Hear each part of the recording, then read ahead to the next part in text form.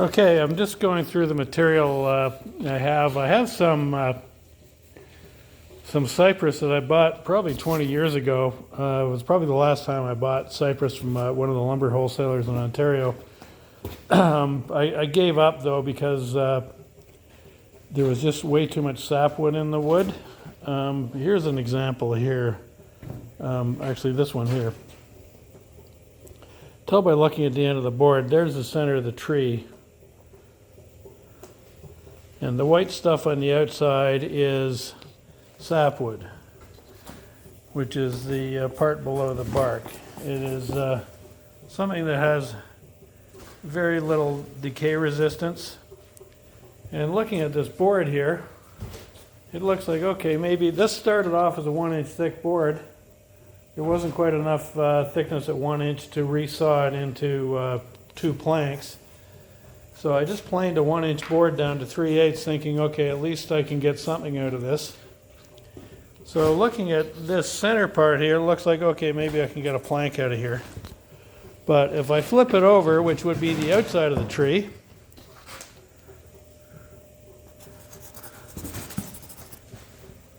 you can see where the sapwood is here.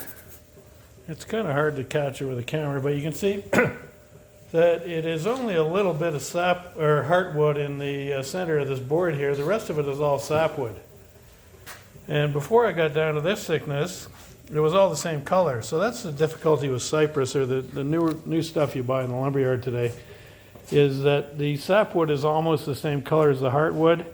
So it's very possible, if you're not really careful, to wind up using a lot of sapwood in a boat. This plank here is another one I had. This one is actually mostly heartwood, which is very unusual for modern stuff. And on the left here is a pile of sinker cypress, which is recovered old growth cypress. Super expensive, but I'm just trying to use up the wood I've got. My father was a wood hoarder, and it looks like the apple hasn't fallen far from the tree. This is another cypress plank that I had. This is sinker cypress here. Unfortunately, it's probably in contact with some iron here. It's all discolored. But what I'm going to do, because this is really good wood, despite of the color, I'm going to use this for the garboards. And I'll save this stuff here for where it's going to cross the water line and where it's going to be visible. But this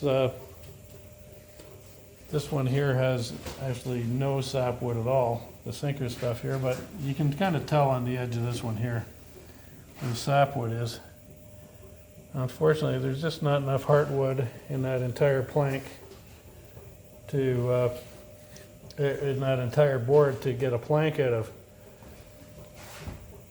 And look at the cost of buying the sinker stuff. It's super expensive, but even at $7 or $8 a board foot for this stuff, if it's all sapwood, it's really not worth anything.